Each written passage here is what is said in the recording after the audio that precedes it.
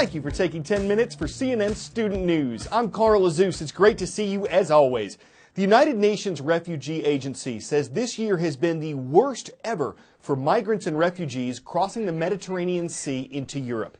Despite the fact that far fewer migrants are trying to cross than the number who did in 2015, many more have died this year. At least 3,800 people so far, or 1 in every 88 trying to make the crossing.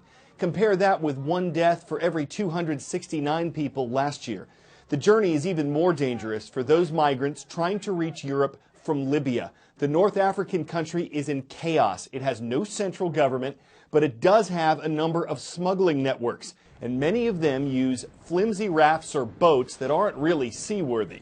They're often overcrowded with refugees and migrants and sent over the central Mediterranean, facing strong currents, bad weather, and odds increasingly stacked against a safe journey. Next today, new research suggests space travel can be a real pain in the back. Since missions got longer in the late 1980s, more than half of the U.S. astronauts who've spent time in space have complained of back pain, and it didn't get better when they got back to Earth. A new study funded by NASA says the problem is a major weakening of the muscles of the lower back. Researchers say in space, astronauts aren't bending forward or using their lower backs to move. That led to a 19% decrease in muscle tone during a trip to the International Space Station, and even after 6 weeks of training when they came back home, the muscles still hadn't fully recovered. Doctors say yoga and core training could help, but they're concerned because the muscle loss they saw was in astronauts who'd been in space for 4 to 7 months. It could take 9 months to go to Mars, and that planet's gravity is weaker than Earth's is. Health problems in space go beyond back pain. The space station has multiple science labs where astronauts spend most of their time. Without gravity, endless new research possibilities are opened up. Every part of your day, you're jumping from one experiment to the other. We were doing flame research almost every day, and then a lot of fluids research to see what was going on with fluid dynamics up in zero-G. And this weightless environment is the perfect place to examine how the human body reacts to space, bringing NASA closer to their chief objective of sending people to Mars. Another huge chunk is what's going on with our bodies while we're up there. So you take away gravity. Right now we're standing here, we're loading up our hips, we're loading up our leg muscles, and when you get up into that zero gravity situation, all of that goes away. And the first thing your body wants to do, you're not using those muscles, let's get rid of them. You don't need that bone to be that strong, let's get rid of that and start weakening it down. Astronauts have vision changes when they're up in space. So the fluid shifts and it's actually pressing on the back of your eyes. So every 2 to 3 weeks we were doing in-depth looks at our eyes. There was really no part of the human body that was not studied in depth the whole time we were up there. If we're ever going to spend 500 days going off to Mars, we need to know exactly what's going on with the human body. In order to counteract some of the health risks, astronauts spend an average of 2.5 hours a day exercising on station.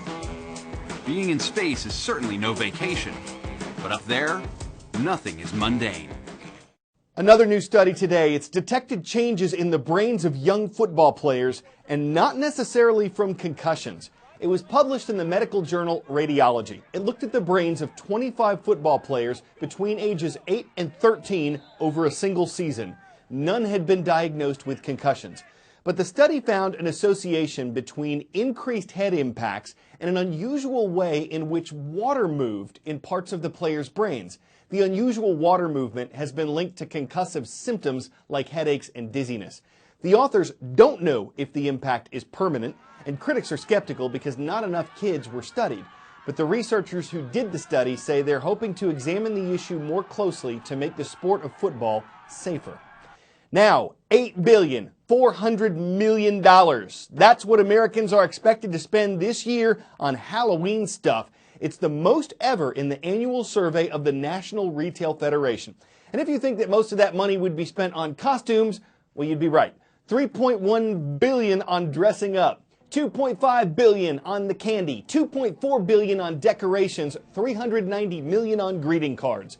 The survey says that 69% of Americans are planning to celebrate Halloween, and of those who are, about a fifth said they were going to visit a haunted house. We're now taking you inside one that's using technology not only to frighten, but also to teach.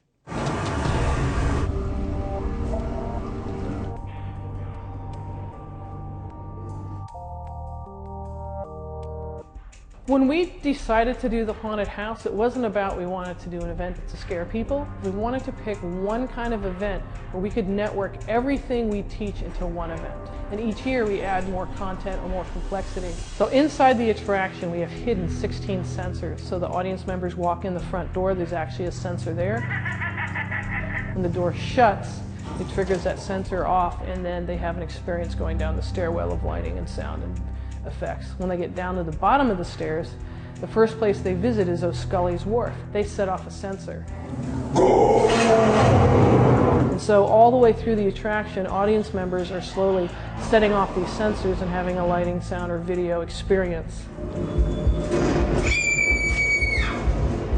Haunted Hotel gives us an opportunity to experiment with a lot of the different technologies as time goes by. A lot of the students come to find that when they do go out work in the field, nothing is shocking to us because we're doing it here. When you get into the technology that's behind the Haunted Hotel, and then when you go out into the field, it's the same technology. The technology used in the Gravesend Inn Haunted Hotel is similar to the technology used in theme parks such as Disneyland, Universal Studios Hollywood, and others. It's great for our students because now they know the current versions of software and equipment, and they're able to take that experience right into the work environment. One of the many functions of the Haunted Hotel is that it's a recruitment opportunity for us to invite local high schools and junior highs so they can learn about careers in the entertainment industry. Sometimes we'll actually shut down the attraction while it's running when the schools request, and they can meet current college students and talk to them about what it's like to go to school, what it was like to work on the attraction, how they can obtain that goal as well. And have you hide next to me here for eternity?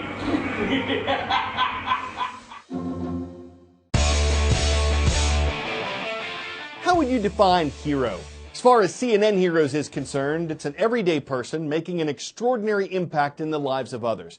You'll recognize several of these people from our character study segments, and one of them will become the CNN Hero of the Year. I'm Anderson Cooper. This year marks the 10th anniversary of CNN Heroes. For a decade now, we've been introducing you to some truly remarkable individuals changing the world, and this year is no different. It's time to announce the top 10 CNN Heroes of 2016. Here they are.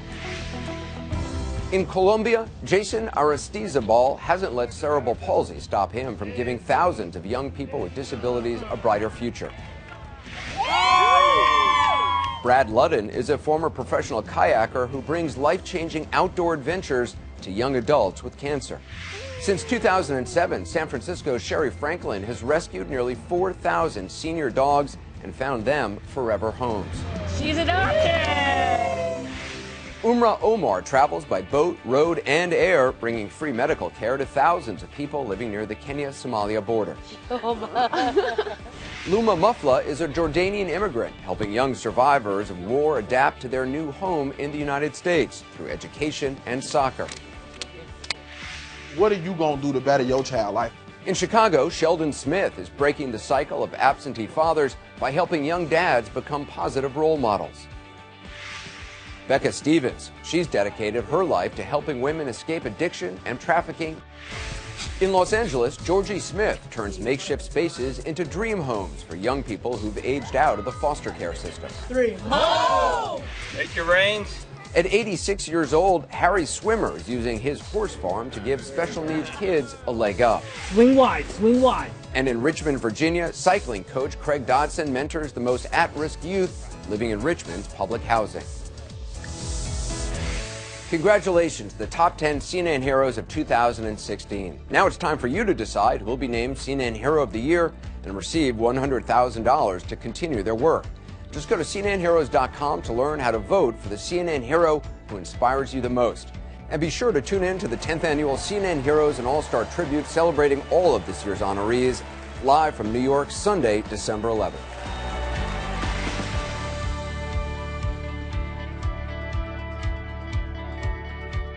Wouldn't be right to diminish any of that with puns, so we'll put those on hold till tomorrow and hope you'll join us again Friday, awesome, for CNN Student News. I'm Carl Azuz.